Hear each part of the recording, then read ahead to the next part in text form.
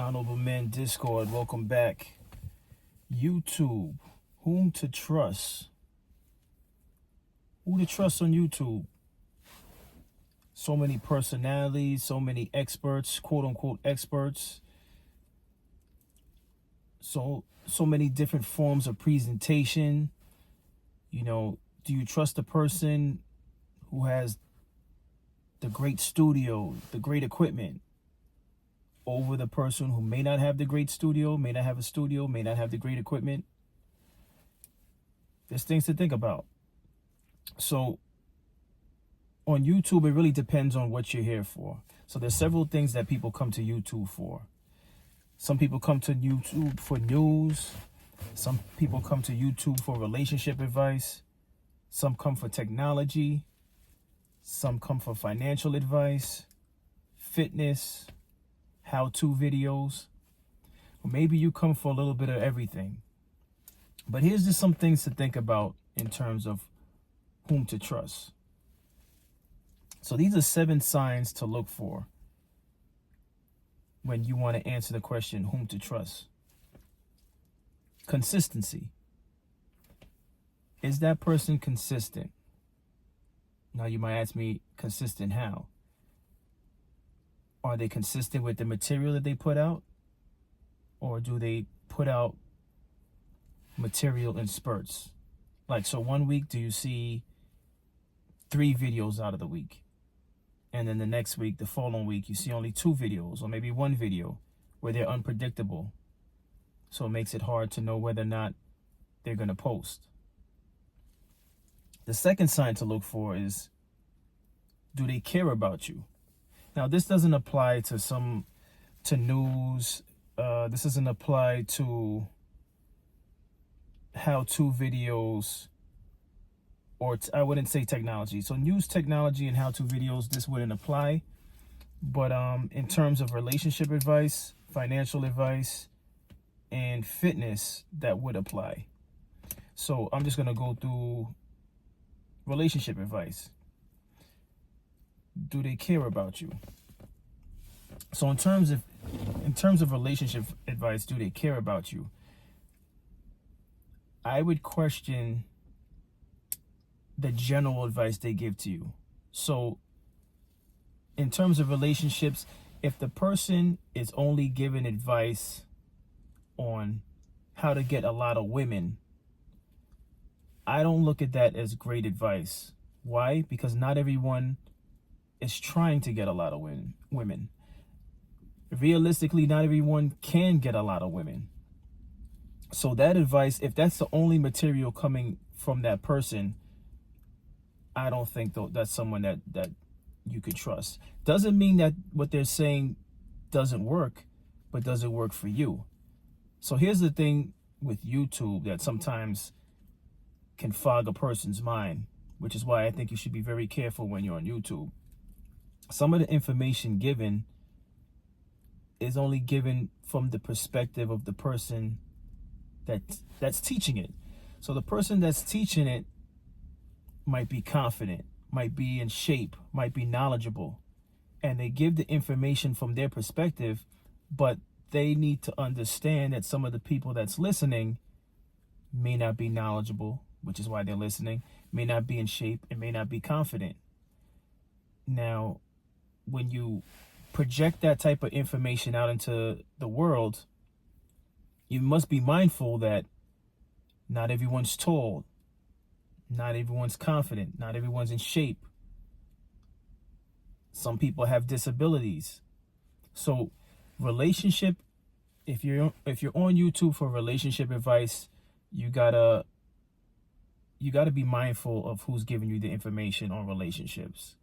Again, this is not to say that some of their advice doesn't work, but it doesn't work for everyone. And many times I feel like when you go to YouTube for advice, those that are giving advice are not considering all those things. They're just putting out the information and telling you go get it. And that doesn't always work. So that's something to consider in terms of relationship advice. In terms of financial advice, I could be wrong, but I don't see a lot of channels that speak from the point A. Sometimes they just start from when you have money saved or you have money to invest. Not everyone has money to invest. Not everyone knows how to invest. They don't explain how you can do it on a small scale. Not too many people, I believe, do it on a small scale to help you understand how to invest your money. But you got to be careful with that. A lot of people say go to professionals, but I've heard even sometimes professionals could steer you in the wrong direction. I would say a rule of thumb would be do your research online and offline and choose between 3 reputable sources as far as finance, as far as financial advice is concerned, because sometimes when you go beyond 3, and that's 3 with anything, if it's relationship advice, find 3 sources that you feel like you could identify with and work from there. Because once you go beyond 3, you're all over the place and you're going to find yourself stuck not knowing what to do because you're getting information from too many sources. Then lastly, fitness. This one I feel like in terms of who to trust, this one is a little bit easier because for me, and I've learned this from watching some fitness videos, there's a word out there called natty, which is a term that they use for natural. If you are someone who for the new year or just in general is looking to improve on your health and fitness, first ask yourself, are you natural? Second, ask yourself, do you plan to stay natural?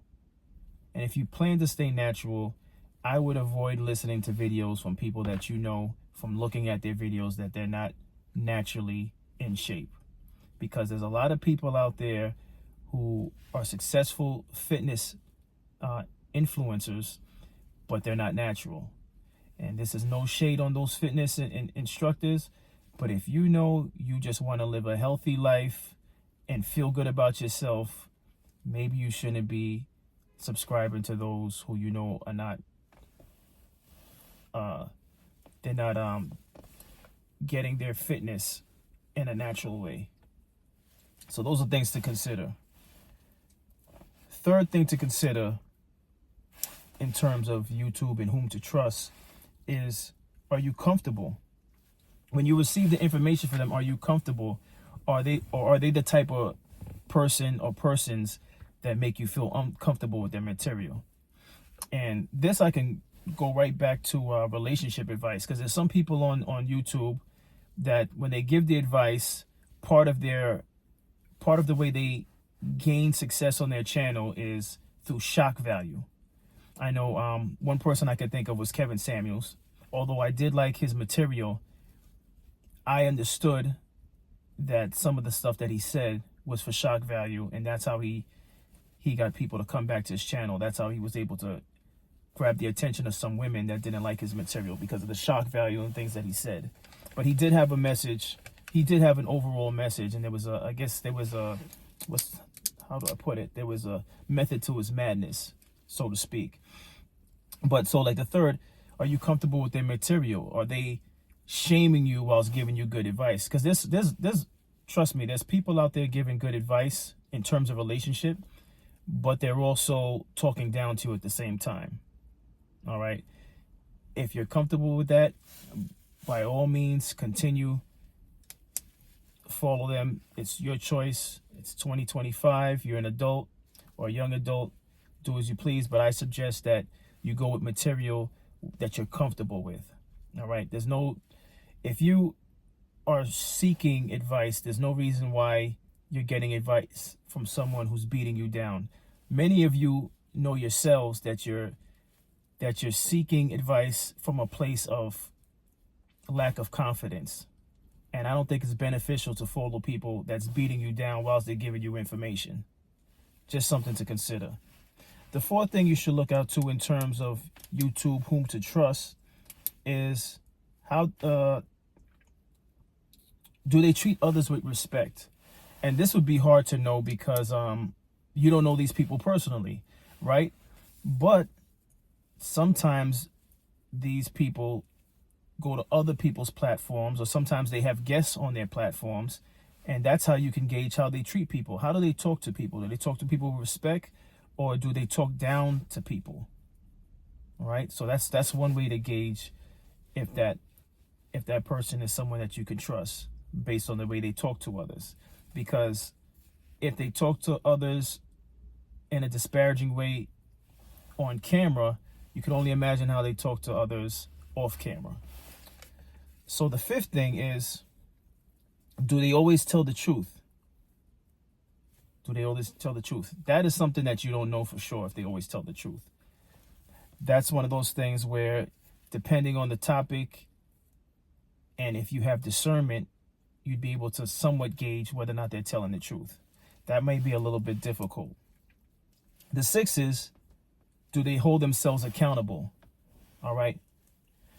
And by hold themselves accountable, I would say when they give information, do they also self-reflect and give you examples of humility?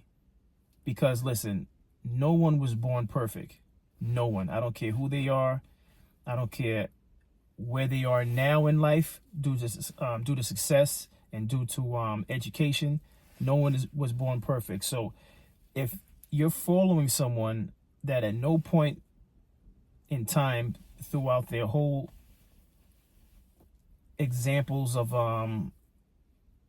presentations and videos, if they're never showing you a side of humility, I would be wary of that person, because no one is perfect. No one is God. Some of us strive to be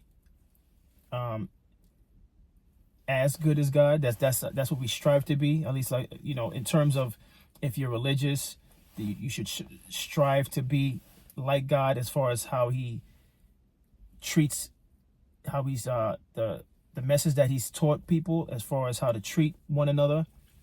So it's the correct term is being godlike. Try to be godlike.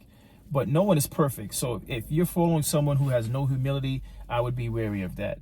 And lastly, the seventh sign to look for in terms of YouTube, whom to trust, is, do they follow through? Do they hold themselves to their word? So if they say they're going to do something, do they actually follow through with their word? When I was younger, I used to watch this in old mafia movies and stuff like that, and that was a big deal in the mafia films and the gangster films that I watched when I was younger. They would always talk about being a man of their word, and that is something that I believe never ages. The person that you're following, the person whose content that you're following, are they a person of their word? Do they deliver? If you've been following them and they said, in 6 months, this is what I plan to do, follow me and I'll show you. In those 6 months, did they deliver or did they just disappear? All right. So an example of this, and this just came to mind now, is Dr. Umar. Now, I'm a fan of what Dr. Umar is doing in Wilmington, Delaware, with the boys' school. So some may say he's not following through, but yes, it's been taking a few years, more than some would say he should have taken to build the school. But I remember seeing a video of Dr. Umar when he first bought the school and it was abandoned. He went inside that school with a flashlight and he walked around the premises. There was wires hanging from the ceiling. I remember he walked into one of the bathrooms and the sink, nothing was working.